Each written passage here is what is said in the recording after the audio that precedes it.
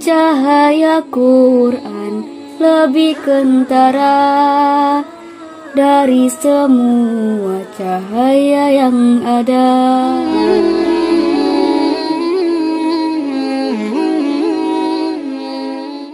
Bismillahirrahmanirrahim.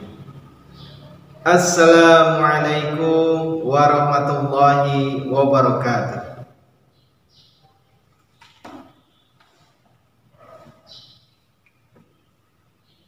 A'udzu billahi minasy syaithanir rajim.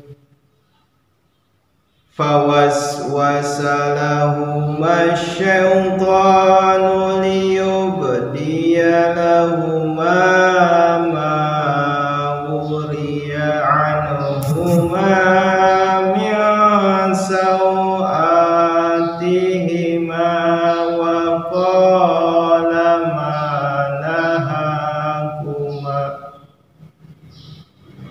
wa qala ma nahakuma rabbukuma an hadhihi syajarati illa an takuna malakaini aw takuna minal khalidin.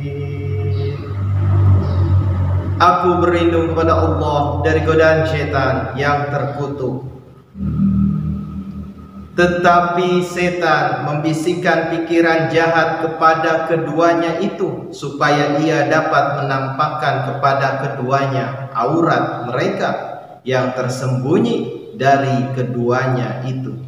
Dan ia berkata, Tuhanmu melarang kamu dari pohon ini tidak lain agar kamu tidak menjadi malaikat atau menjadi orang-orang yang hidup kekal. Tafsir nomor 957a. Sementara pikiran-pikiran jahat pada akhirnya menjuruskan seseorang kepada kehancuran, maka pikiran-pikiran jahat itu pun menampakkan kepada dia kelemahan-kelemahan dirinya. Karena tempat ketika Adam alaihi salam disuruh tinggal digambarkan secara tamsil dalam Al-Quran sebagai kebun.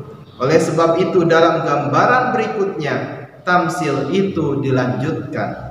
Adam alaihissalam digambarkan sebagai dilarang mendekati pohon tertentu yang bukan pohon dalam arti kata harfiah dan fisik, melainkan suatu keluarga atau suku tertentu. Kepada beliau diperintahkan supaya menjauhi keluarga atau suku itu, sebab anggota-anggota keluarga atau suku tersebut adalah musuh beliau, dan mereka itu niscaya akan menyia-nyiakan kesempatan untuk mencelakakan beliau. Wa qasamahuma inni lakuma laminan nasihin. Dan ia bersumpah kepada keduanya itu dengan mengatakan, sungguh aku penasihat bagi kamu berdua. Fadallahuma bigurur falamma zaqa syajarata badat lahuma sawatuhuma وطفقا يخسفان عليهما من ورق الجنة وناداهما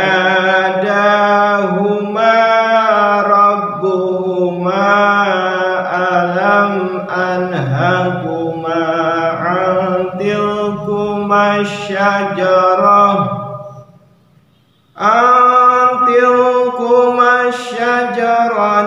wa aqul lakuma inna syaitana lakuma aduwwun mubin.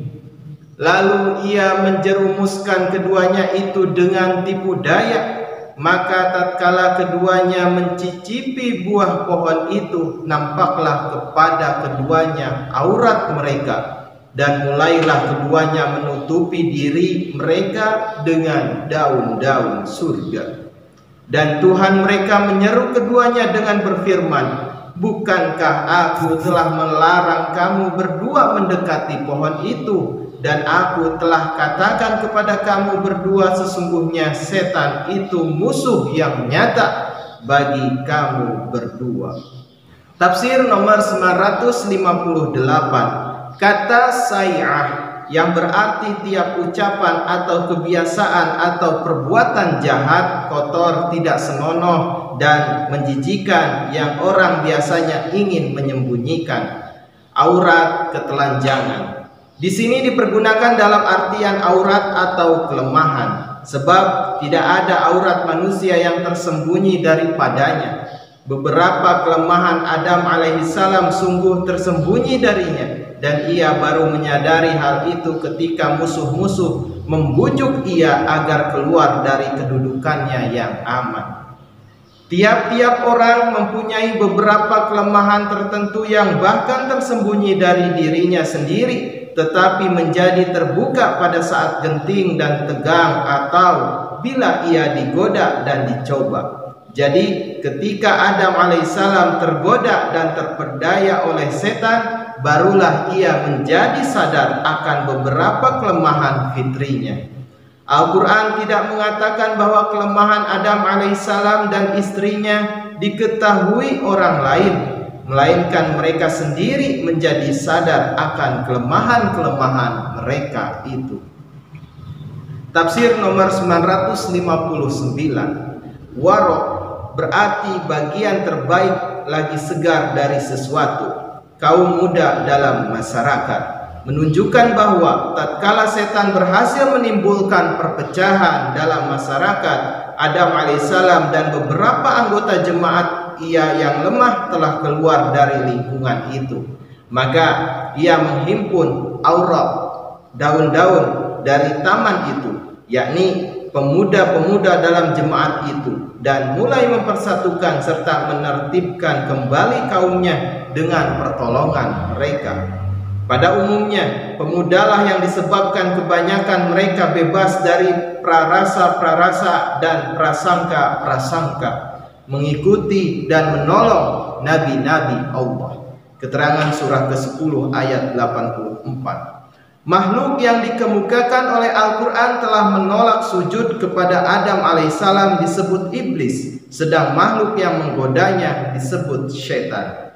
Perbedaan ini tidak hanya nampak dalam ayat yang sedang ditafsirkan, tetapi juga dalam semua ayat yang berhubungan dengan masalah itu dalam seluruh Al-Quran.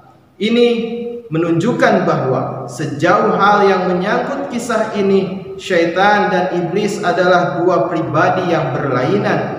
Pada hakikatnya kata syaitan tidak hanya digunakan terhadap ruh-ruh jahat saja, tetapi juga terhadap manusia yang disebabkan oleh watak jahat dan amal-amal buruk mereka, seolah-olah menjadi penjelmaan syaitan. Syaitan yang menggoda Adam alaihissalam dan menyebabkan ia tergelincir itu bukan ruh jahat yang tidak nampak, melainkan manusia yang berdaging dan berdarah, bersifat jahat, yaitu setan dari kalangan manusia. Penjelmaan setan dan tangan-tangan iblis, ia termasuk anggota keluarga yang mengenainya Adam alaihissalam telah diperintahkan supaya menghindar. Rasulullah SAW diriwayatkan bersabda bahwa nama orang itu Haris. Keterangan Tirmizi bab tafsir. Hal itu merupakan satu bukti lagi bahwa ia seorang manusia dan bukan ruh jahat. Qala rabbana zalamna anfusana wa illam taghfir lana wa tarhamna lanakunanna minal khasirin. Keduanya berkata, "Wahai Tuhan kami telah berlaku aniaya terhadap diri kami. Dan jika Engkau tidak mengampuni kami dan mengasihi kami, niscaya kami akan termasuk orang-orang yang merugi." Tafsir nomor 960. Adam alaihissalam segera menyadari kekeliruannya, lalu cepat-cepat kembali rujuk kepada Allah Subhanahu wa taala, bertaubat. Sesungguhnya kesalahan Adam alaihissalam terletak pada anggapannya bahwa manusia syaitan itu bermaksud baik. Sungguh pun Allah Subhanahu wa taala telah memperingatkan dirinya agar jangan berurusan dengan orang itu. Qala bitu ba'dukum li ba'din adu wa lakum fil ardi mustaqarrun wa mata'un ila hin. Tuhan berfirman, "Pergilah kamu semua dari sini. Sebagian kamu adalah musuh bagi sebagian lain, dan bagimu di bumi ini tersedia tempat tinggal dan perbekalan hidup sampai masa tertentu." Tafsir nomor 961. Ayat ini menunjukkan bahwa Adam alaihissalam diperintahkan supaya berhijrah dari tanah tumpah darahnya, sebab suasana permusuhan dan benci-membenci telah tumbuh di tengah berbagai anggota jemaatnya.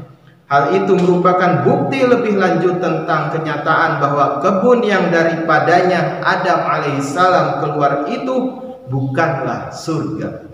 Rupa-rupanya Adam alaihissalam berhijrah dari Mesopotamia, tanah kelahirannya, ke negeri yang berdekatan. Hijrah itu barangkali bersifat sementara, dan ia agaknya telah kembali lagi ke negeri tempat asal tak lama sesudah itu. Sungguh, kata-kata perbekalan hidup sampai masa tertentu mengandung isyarat halus tentang hijrah yang bersifat sementara itu.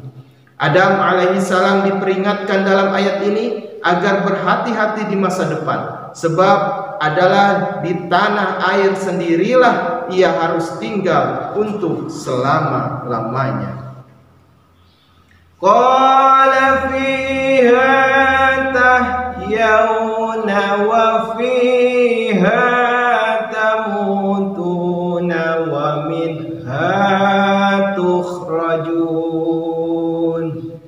Dia berfirman, disitulah kamu akan hidup dan disitulah kamu akan mati, dan darinya kamu akan dikeluarkan. Tafsir nomor 962. Jika diartikan secara umum, ayat ini mengisyaratkan bahwa tak ada manusia dapat naik ke langit dengan tubuh kasarnya. Manusia harus hidup dan mati di bumi ini juga. Untuk penjelasan lebih lanjut mengenai ini, lihat catatan nomor 2934 pada surah Ar-Rahman ayat 34. Alhamdulillahirabbil alamin.